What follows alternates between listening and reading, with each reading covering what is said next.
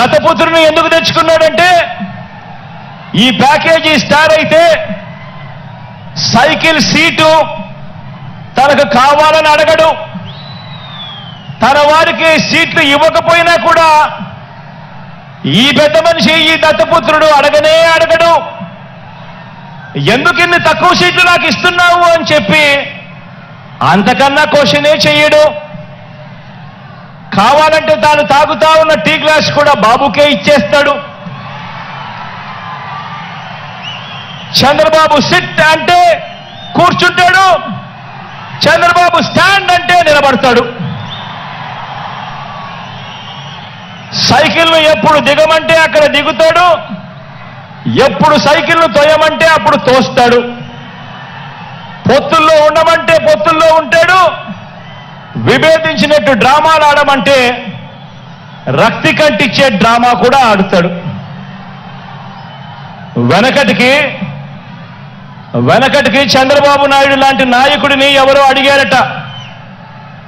వెనకటికి చంద్రబాబు నాయుడు గారి లాంటి నాయకుడిని ఎవరో అడిగారట, అయ్యా పరిపాలన చేసేవారు కలకాలం గుర్తుండాలంటే ఎలాంటి పనులు చేయాలి అని చెప్పి అడిగారట.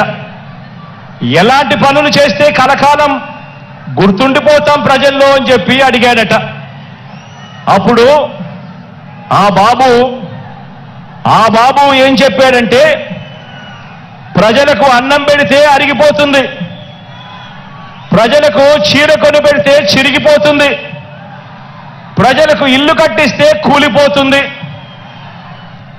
కర్రు కాల్చి వాత పెడితే మాత్రమే ప్రజలకు కలకాలం గుర్తుంటుందని ఆ బాబు చెప్పాడట.